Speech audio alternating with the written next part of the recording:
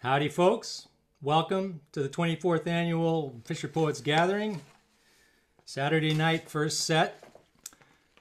Just a little background. Actually, the theme for tonight's performance is Up Close and Virtual. We'll hopefully get back to up close and personal before too long, but we're all missing you. I'm sitting here in Gerhardt, Oregon. John is a little south of me down in Cannon Beach, and Amanda is in Astoria, and a number of other people keeping this moving. We've been doing this a long time. This is the first time we've tried to do it virtually. I hope some of you have already attended. We're proud and happy that you're all here, and I hope you'll enjoy what we've got for you tonight. So I'm going to just give you a little bit of background. We've done this, as I said, for 25 years, and 1998 was the first performance, and we will go back into our live performances as soon as we can. I'll read you a list of those that are wishing that we were in their houses tonight. Normally, we've lately been running 7 stages on 2 nights. Those would include Astoria Brewing Company, which was the former Wet Dog Cafe where it all started, Cala Gallery, Columbian Theater, Liberty Theater, Fort George Lovell Showroom, the Voodoo Room, 1015 Theater, Winecraft, Clatsop Community College hosting workshops, and Pier 39 for our farewell. That would be the Hanthorne Museum. And sometimes we've used the Columbia River Maritime Museum as well. So I'm sure that some of those people are missing us tonight. And we hope that we can get back there soon. Some of our sponsors, I should mention, are KMUN Coast Community Radio, City of Astoria, Hip Fish Monthly, Coast Weekend, and the Astorian Alfred Landwer, Judy and Milt Stewart, Michelle Abramson, Jonathan White, Patricia Freeland Fund, and the Oregon Community Foundation, Clatsop Community College, Oregon Folklife Network, Astoria Warrenton Chamber of Commerce, Astoria Downtown Historic District Association, and of course the Oregon Sea Grant program, of which Amanda is a colleague and they've been generous enough to provide the platform for this Zoom webinar. We also have Jamie Doyle and Megan Claybacker, who are our stage managers. So, without further ado, I would like to introduce the Souls of the Sea from Gloucester, Massachusetts. These folks came out a few years ago. I think we've had them twice. And we are going to run a pre-recorded piece from them. So here they are, Souls of the Sea.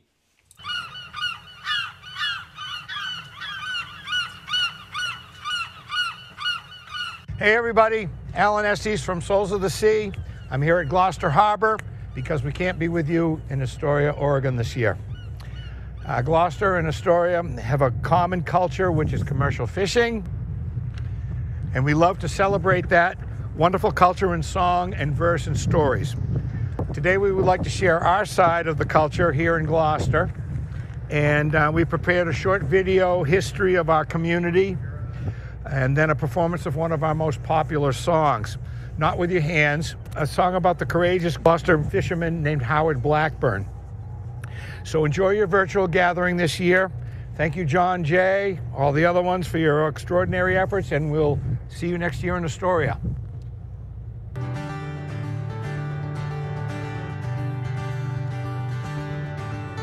This is the story of America, the story of Gloucester, Massachusetts. Founded by a tough breed of daring individuals, Gloucester is America's oldest seaport, from where the intrepid Gloucestermen hunt the treacherous North Atlantic for sustenance and commercial success. For centuries, they've found success, great success, supplying the nation with the fruits of their bone-bruising labor, the halibut, the cod, the haddock. But their achievement has come at great cost. 10,000 Gloucester fishermen lost at sea. 10,000 Gloucester fishermen lost in a continuous 400-year war with the ocean. The generations of courageous men and women who have lived, triumphed, suffered, and sustained this legacy are the essence of the story of Gloucester and the story of America.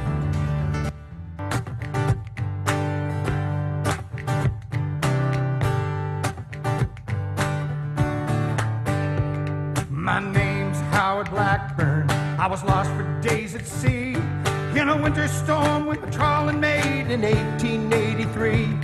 With frostbit hands I rode from land 60 miles away. Poor Tom, before he froze to death, had nothing good to say. He said, Howard, you won't make it to shore. There ain't no power in your hands anymore. But I said one thing, this survivor understands. You row with your heart, not with your hands. You row with your heart, not with your hands, yeah.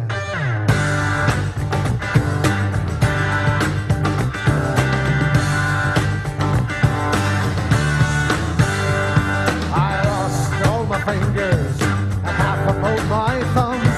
I ran a rowdy Gloucester bar for fishermen and bums. I bragged I'd sail to Europe in a tiny sloop alone.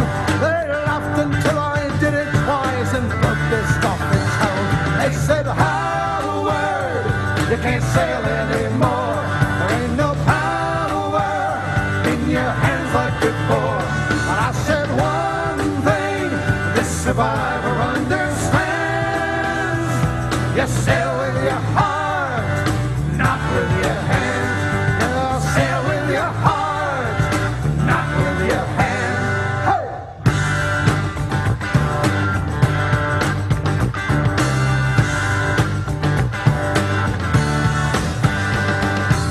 Their cutting words will keep you down on your knees like a foul mutating disease.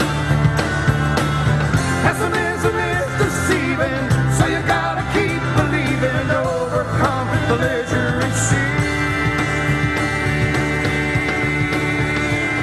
I trekked around the continent in search of fame and gold. I failed and they all said I was too reckless, rash, and bold. I was just a salty Gloucesterman who would not turn up dead, who heard refrains of victory instead of what they said. They said, Howard, you shouldn't dream anymore. There ain't no power in a man who's not whole. But I said one thing, this survivor understands. You dream with your heart, not with your hands. You dream with your heart, not with your hands. And I said one thing, this survivor understands. You dream with your heart, not with your hands. Ho!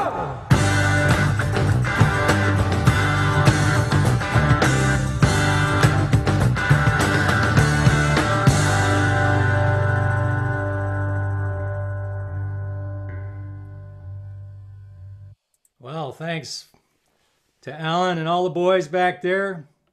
Hope you guys are staying warm. It's great to see your face and hear your music. Thanks to Frank Tedesco, who set this up for us. And we sure miss you. We'll be back there someday. Maybe you guys will make it out here. So next in line, we've got a guy that has been around the ocean a little bit. Been here, coming here for years to the Fisher Poets Gathering. David Bean. He's fished albacore offshore out of Mexico years ago. Fished black-cod salmon in Southeast, 70s and the 90s. And more recently worked removing dams on the White Salmon River, which sounds like a worthy cause to me. So welcome, David Bean. Well, thank you. And thanks to John, Amanda, Florence, Hobie, and everybody who makes this the high point of my year. along with the audience, which is the best. So here we go. There was a oil spill near Richmond Long Wharf 2 weeks ago on February 10th, 600 gallons. It made the papers. Little bursts of oil like that did not usually get noticed. It got me thinking. We all remember the Exxon Valdez spill in '89, belching 9 million gallons of crude into the Prince William Sound. Well, just about a month and 50 years ago was the Ballina spill, when the Arizona Standard T-boned her sister vessel, the Oregon Standard, 300 yards outside the Golden Gate on an outgoing tide in 1971. They blackened the North Coast from the Golden Gate to Bolinas with 800,000 gallons of crude. 2 Standard Oil vessels kissing in the night. Now, as a boy, from my bedroom window growing up, I could see the Richmond Long Wharf and those very ships going to and fro. Later, after being a bait boy on a puker and pulling albacore all summer on a longliner, all before graduating from high school, I then shipped out on the Washington Standard in 1964. After sailing about 6 months of milk runs between Richmond and Moss Landing and Richmond, we finally went out into the deep blue of Hawaii and then to Alaska. Wow, now we're talking. This is why I shipped out. But on the second trip back from Kenai, laden with crude, a gale caught us in the Gulf of Alaska and we split a seam. Rough weather, 60-foot waves, the bow of that 475-foot T2 tanker thrusting into the sky and then burying its nose into the next wave as the stern was lifted high. You could hear the wheel thump, thump, thump as the blades re-entered the sea and bogged as they took a bite. Fortunately, the split in the seam was kind of above the waterline within the portside head. I say kind of, because it would be above the Plimsoll line if we were stationary, but we were rocking. When that ship rolled to port, it submerged in an inch-wide seam, 6-foot tall jet of water would stream through the center of the compartment where it would just hang, holding its position in space with the compartment moving all around it before it fell into those miniature waves rolling across the deck, floor to you lubbers, back and forth. It was a spatial relations event. Rock to port, in comes the jet. Rock to starboard, and the space of the compartment would seem to catch the suspended water. It was eerie. As the water tumbled into perfect curling waves, those 1-foot waves would form, roll, and crash from port to starboard and back. It was a little cosmos in there. My job was to bail. First a bucket brigade, and later a dustpan and bucket. Throw it over the side. The other guys of the black gang were wiring up the boards that were fitted between the ribs from the bottom up, which would act as forms in which they poured concrete to plug the slot, which was done, and it worked. We sailed back to the Long Wharf with a load of crude from Alaska. I love big weather to this day. Now, my father had worked heavy construction, building bridges, dams, and the like. He had told me about the tensile strength of steel, the compression strength of concrete, and how the pull of steel against the push of the concrete magnified their strength. Well, this seemed like the opposite. The steel was not connected to itself. The concrete was just sitting like a plug. So when the inspector took a look and said, called it good, I figured it would be an excellent time to go to college. Thank you. There we are. Thank you, David. That was a great story. A little bit harrowing. Well, yeah, I can't even imagine, but this description was great. I was out there with you, wishing I weren't. So thanks a lot to David Bean. And next we're going to have Emily Springer from Homer, Alaska, who I see is going to be reading from her house. We thought she might be aboard the boat that's out in the yard. Sounded to me a little cold. But she's going to read to us from a historical document from the old days. So here you go, Emily. And you might want to describe yourself and something about your fishery, just a little something to give us some flavor of who you are and where you come from. Thanks. I didn't expect to be doing a little introduction. Well, I live in Homer, Alaska. I've been here most of my life and have fished in various places around the state, Southeast and Prince William Sound and Cook Inlet, a little bit out in Bristol Bay. But now I'm mostly in Homer.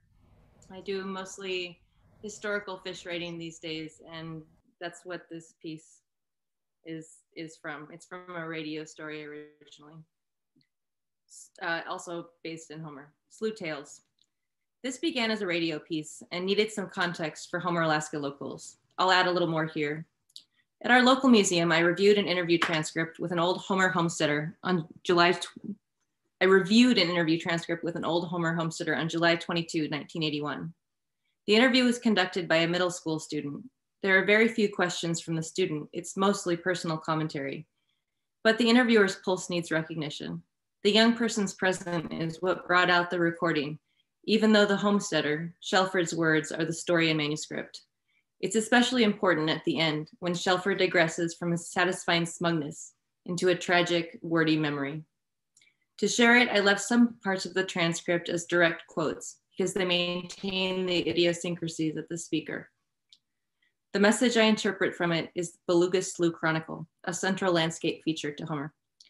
First, a representation I found in monologue that is not my own. This is Tom Shelford, 1981, from the Pratt Museum archives. I came to Homer to stay in Homer. I lived for 2 years in Seldovia and came to Homer in 1930. When I first moved to Alaska, I didn't know Seldovia was on the map. I spent a year and a half down in Washington to get enough money to pay my fare. I was planning to go to Fairbanks, but so was everyone else. A fellow on the boat says, "You better come to Seldovia with me." And I said, "Where in the heck is Seldovia?" He pointed it out to me on the map. I came up on that old steamer, the Northwestern. We landed in Seward, then took the train to Anchorage. We had to lay in Anchorage for 2 weeks before we could catch the mailboat down the inlet to Seldovia. I looked at that town and thought, boy, this is the end of the world. Anyway, I only had $20 left in my pocket. I thought I better get some money from someplace and go back. I was walking down the street, and Old Man Young, who owns the grocery store, was sitting out there on the railing, feeding the pigeons. I got talking to him and asked him if there was any work around here. He said, "Here comes a fellow down the street right now. I think he's looking for some men." It was Andy Holmes. He had a herring saltery. Young stopped him and introduced me. I asked him if he needed any help. "Come right on down, $6 a day," he said. After several more details of float planes and hunting and fishing boats that he once owned, Shelton closes. And I've been here ever since. I homesteaded here, down here on Beluga Slough. I owned half of that slough at one time, bought it for $50.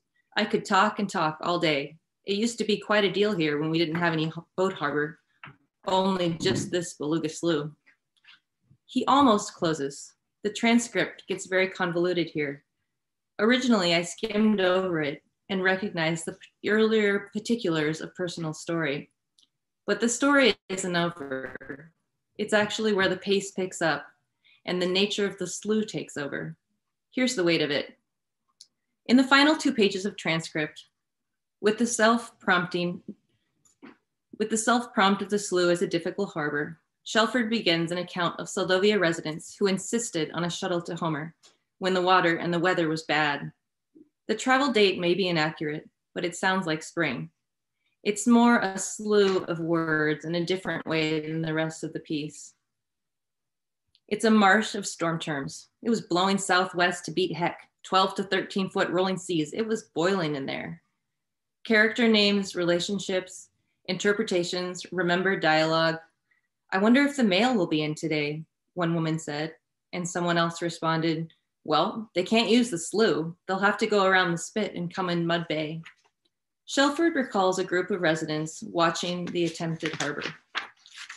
A final tragic wave fails the engine of the boat that did pursue the slough and was pulled back out into the surf and collapsed. Shelford provides more dramatic and extremely detailed information about who was in the boat, what the folks on the beach did to try and save or find survivors, and what they saw the next day.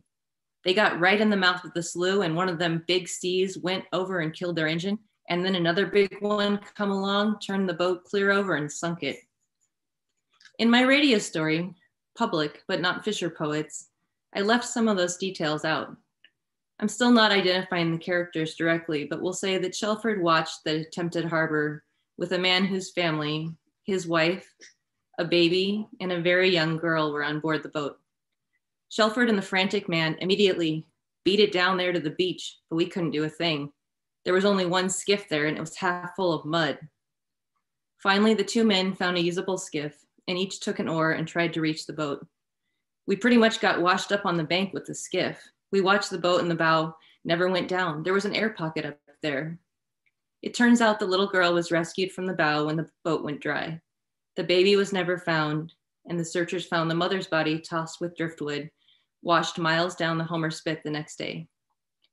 When he gets a chance, the interviewer ends the story very abruptly with, "Thank you very much, sir. I will have to come back and talk to you some other time."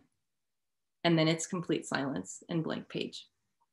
Thank you, everyone, for letting me read from home. Thanks, Emily. Great story. I have lived on that spit one entire summer, fishing out of a skiff. And that was long before there was any infrastructure there. It was pretty heavy duty for those people. So thanks for showing up and reading to us from up north. Our next performer comes from Camden, Maine, a place that's familiar to me, and he's somewhat of a wood carver. He does some very nice wood carvings, and in fact, I believe he's out in his wood shop now. Oh, and did I mention he's also a folk singer and a folklorist? I just went out to the hen house and all the hens out there were calling his name. Please welcome Gordon Bach. Thanks, Gordon, for coming. Good to see you. I've got a song here that I made many years ago I was thinking in gratitude of all the people that took the time to try to teach me enough to stay alive out on the water and managed that. But it ended up, the song is also in gratitude for all those people who make it worth staying alive.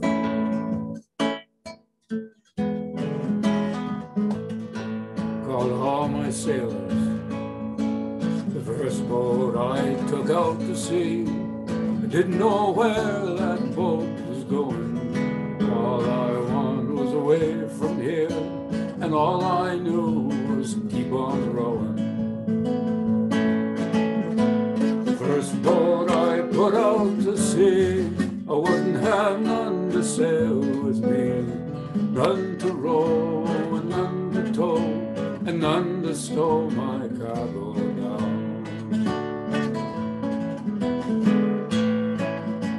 But I come a-staving through the storm, and all my leading lights were gone. There was 3 old sailors by my helm, tell me I don't sail alone. One named Peter, one named Saul, one don't claim no name at all. One to sing and one to haul, one to heave me when I fall.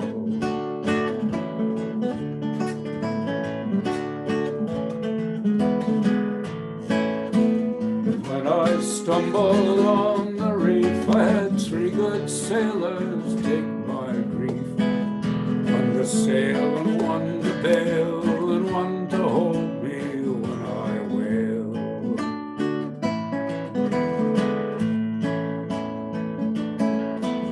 And when I turn for making land, I got three good sailors to my hand. One to stay, one to pray, and one to lay this anchor down. And if I hoist my sail again, come in sun or go in rain, all the sailors in the sea come hand and haul and steer with me.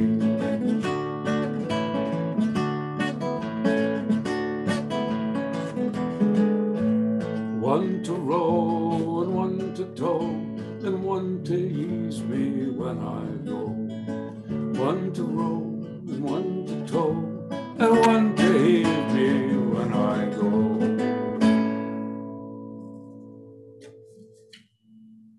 Thank you. Good to see you people again. Thanks, Gordon. Thanks for coming. Really appreciate it. I know it's late back there.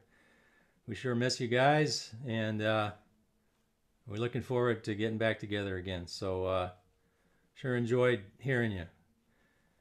And next up, we've got another good friend of mine from that part of the world, Jack Merrill, who is coming from Northeast Harbor, Maine. Actually, it's a little closer to Southwest Harbor, Maine, but right in between the two on Mount Desert Island. Jack, I think, has fished 50 years off Little Cranberry Island, because I think he and I started the same year, about 1970, so that's a half a century, and still at it. So yeah, we're bros from the pretty much the cradle on, so good to see you, Jack. Welcome. Yeah, I hope it hasn't been 50 years, but I guess it has. Well, first of all, to Gordon, as Ashley Bryan would say, you still got it. I want to thank everyone. I wish we could be together, obviously, like everybody, hopefully next year. I'm going to read a few poems. The first one, not to be confused with Coffee at Walmart, which I believe is still on the National Fisherman's website. And thanks to Pat Dixon for setting those hooks. So this is called Working at Walmart. We drove down to the shore. The weather had finally broken. Let's get the oil gear working. But the docks were padlocked shut. No fishing, said the sign. Damn, I said. It's okay, my friend said. The council must have approved it. We're not fishermen anymore. We're working for dynamic management. Does it pay the bills, I ask? Does it fulfill my soul, I want to ask? They're willing to retrain us, my friend said. We can get desk jobs, computer training. I'd rather take spray in the face, I said. You remember the last trip, he said? The big boats had it all sewed up just after we made our first set. We caught some beautiful fish, I said. Yeah, we caught some left-handed fish, but they'd only pay for the right-handed ones, he said. Look, there's nothing we can do, he said. The council has decided. I know there's a ton of fish out there, I said. Yeah, but not for us to catch, he said. No, the council made sure of that, I said. Come on, let's go get some coffee, my friend said. Maybe, I said, but they've shut down the fisherman's net. Yeah, I know, my friend said, but there's a new super Walmart right near here. This next poem is called The Mooring. The mooring. At the end of the day, in the darkness of the harbor, edging forward along the starboard rail, each step a challenge, cold concentration, heavy arms lift the chains over the bow bit. The frozen air holds a man hostage, but we're almost home. The body moves forward on its own, pulled into the skiff by a gentle swell. Careful now, find those oars with frozen fingers, painfully grip and pull, straighten, steady, point the bow towards the docks, as if the tide had a hold of you, slowly ebbing towards a warm home, food never tasting better, sleep a dream away, rowing home with a cold, clean soul. This next poem is called Winter's Over. Winter took off its white robe and quietly melted into ravenous puddles. The black crows eagerly hopped on patches of bare ground. The fishing boats revved their long, sleeping engines. The dip nets stirred up rancid bait, ready to set out traps. The skiffs huddled together behind the float, tugging on their bow lines. Anticipation starts moving again. The trudge becomes a trot. Bones loosen up. Everything seems to flow downhill towards the docks.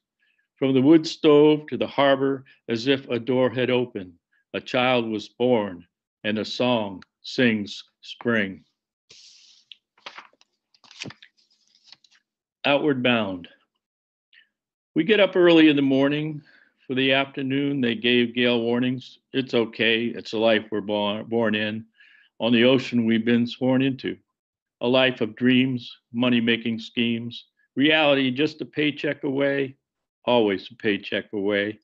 Just a leaky hatch, a wet wooden match, a shaft that's worn, a net that's torn. Oil on the deck, hydraulic line, which hose this time? You can bet as we ready our next set, the Coast Guard's boarding for inspection. My middle finger's getting an erection. No, I respect what they do, though I'm not sure about the crew. We just spent a week ashore. Weather's coming, time to fish is running short. Soon we'll have to beat for port. A trip aborted would leave us poor. I can't help but think this is no way to win the war. But our spirits fill when they've left us alone, till the wind comes up and we're drenched to the bone. The hole holds only half full. We wash down, having pulled our last pull, and turn the wheel towards drier ground. Though in our hearts we knew if the compass was true, home would find us outward bound. Last Cowboys. Lobstermen litter the ocean with traps. Crazy men. They still think they can be independent owners and operators on open water, primitive trapping. A dominant gull on the bow of one vessel, gallant, majestic, with danger in his bright eyes, his stark beak, his awareness, crazy as the spray flies cold on the judgmental sea. The lobsterman lets him strut up front, leading the way, as the swell lets his boat ride its back, for today at least, but tomorrow might be his last ride. And I'll just finish up with a poem called Finishing Up. Fall declares itself in that bitter, hurried wind, in that dying light. Fall blusters its angry, muscled cry. History sings through screaming Davy blocks, baiting traps as father did, trying to catch tomorrow. The fish boats turn their circles. Thank you very much. I hope to see you in person, all of you, next year. Thank you to you, Jack, and we hope also to see you in the person. And stay warm. I know it's late at night back there, but sure appreciate you showing up. Love hearing your poetry. I'd like to introduce Tracy Luther, who is grew up fishing.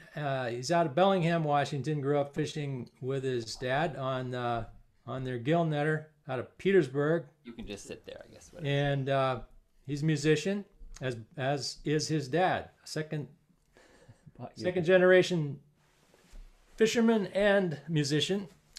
And I understand that you guys catch and bleed your fish.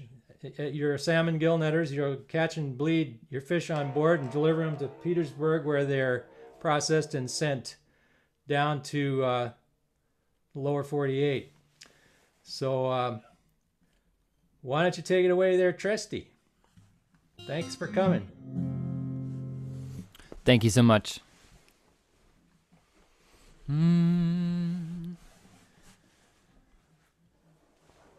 This song is called Alaska. My father is a fisherman. His father was before before him. Yeah, I suppose fishing's as old as anything. And I was raised on the water and in the wood by the water's edge.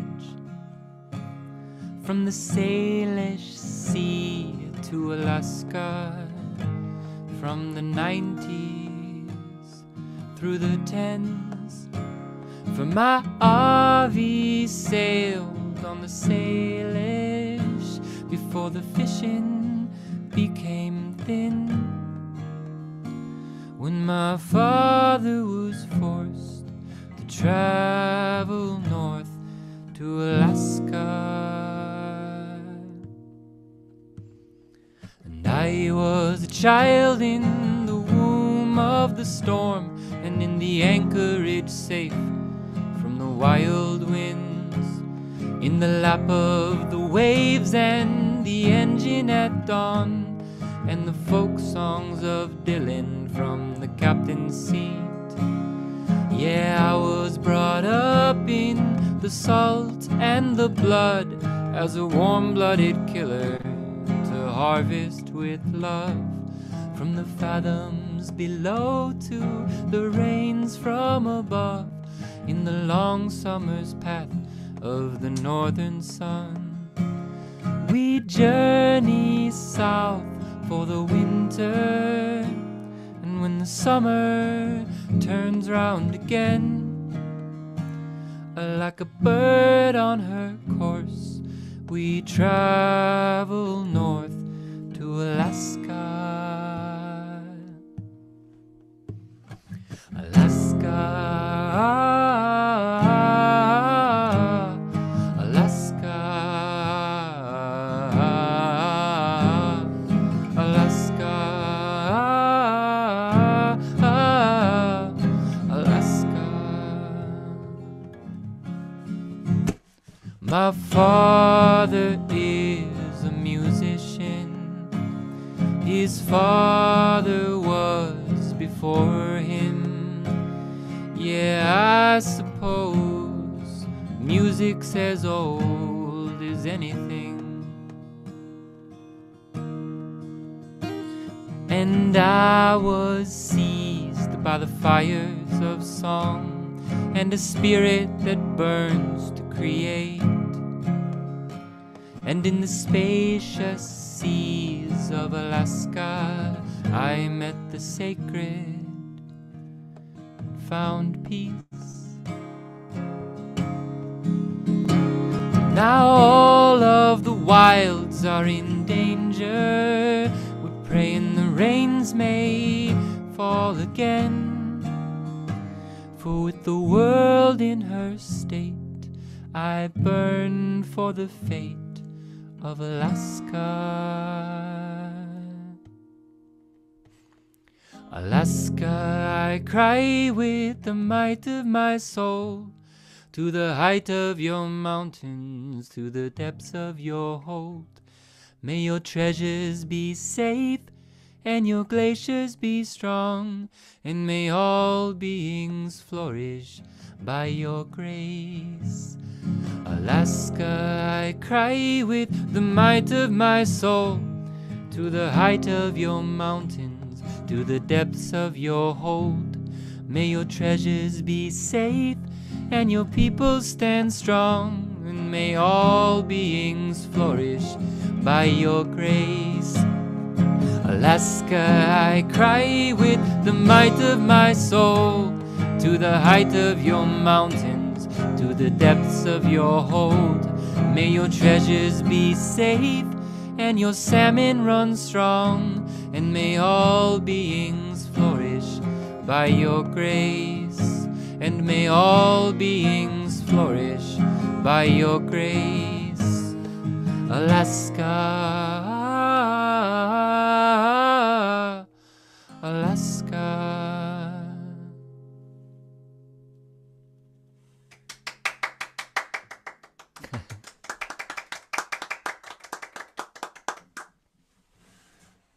Tracy, that was great. Thank you so much. And if you guys are up for it, you could just segue right into your dad, or we can cut away and come back to you in about whenever you want. We can segue right now. Okay. So next up, believe it or not, we've got Bob Goodmanson, who's going to follow his son. And so you get 2 for 1 on this deal. I guess, Bob, that was a pretty nice tribute to you, I'd say, from that lad. Yeah, that's for sure. Yeah. Pretty good singer he is, too. So Wonderful. Yep. Well, good. So Bob is, I pretty much described your deal as well as your son's. You want to add anything to it? That'd be great. Otherwise, take it away. No, that's about it. We catch fish and process it and then sell it ourselves in Bellingham, fish in southeast Alaska, out of Petersburg, where we have a little process plant made out of a container. And that's where we do our processing. We're going to do one song, and I'm going to have Tracy sing with me and play. It's a song I wrote several years ago, and it's for all the fishermen that have lost their life at sea. It's called "We'll Always Remember You."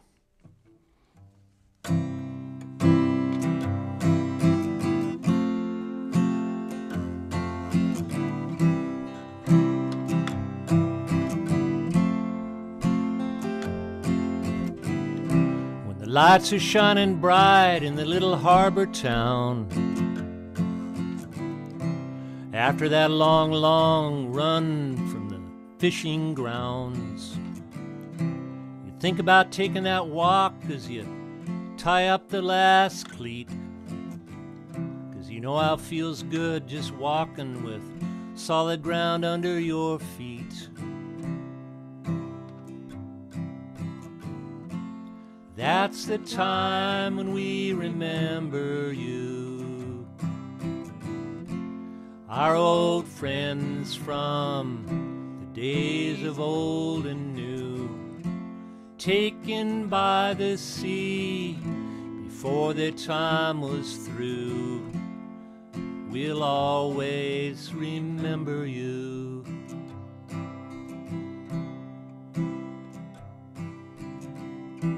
When you're BSing at the dock and there's work to be done, and you want to hear the end of that story before you gotta run, even though you've heard it once or twice before, it's a pretty good one, so you like to hear it once more.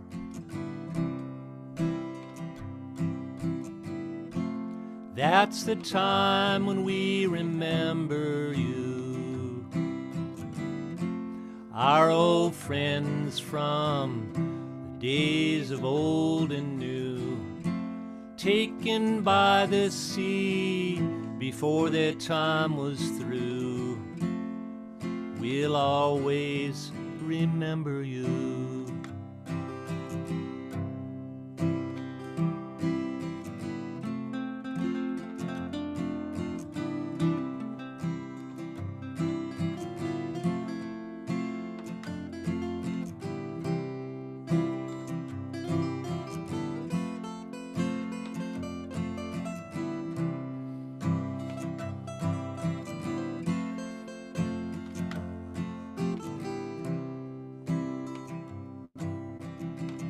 Sunlight sparkles a spray on that raging sea, and you're thinking that there's no place that you'd rather be, 'cause it won't be long till your anchor's down in that little cove, and you'd be watching those tree branches swaying, sitting beside that old oil stove. That's the time when we remember you, our old friends from the days of old and new, taken by the sea before their time was through. We'll always remember you.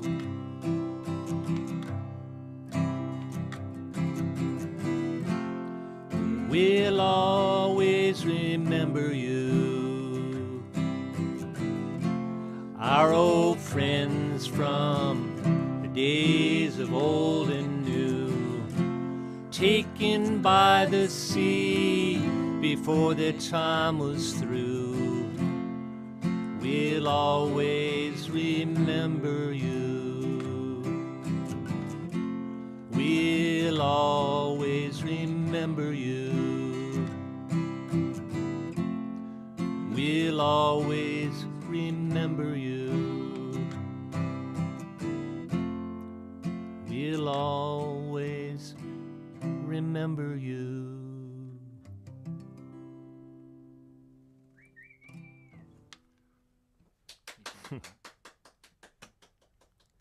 That's it. That's all we got. Well, thanks, guys. That was really nice. We sure appreciate your both showing up. Glad we had room for you. Thank you. And Yeah, well, thank you. yeah, sounded good. So hopefully we'll see you back in person sometime. At this point, I would like to just interject that before we go on to Abigail, who's coming up next. I just heard this week that 400,000 sailors are stranded on ships worldwide. Can't get off their ships, don't have passports, running out of food. And because of the pandemic and other reasons, mostly the virus, but the shutdown of a lot of countries, these folks are stuck. So I want us to remember them. Also, let's not forget those lost at sea. Our hearts go out to them and their families. Next up is Abigail Calkin from Gustavus, Alaska, who has written a fine book, or several, I guess, but one of my favorites, The Night Orion Fell. So welcome, Abigail. Thanks for coming. Well, good evening. And you're here and I'm here, and that's the best we're going to get this year. So I have 3 poems. But before I read them, I also would like to thank Jay and John and everyone else who has put this together. Amanda leading the remoteness of it. And for all the moving work that I've heard this week. It's been pretty remarkable. Going to read you 3 poems.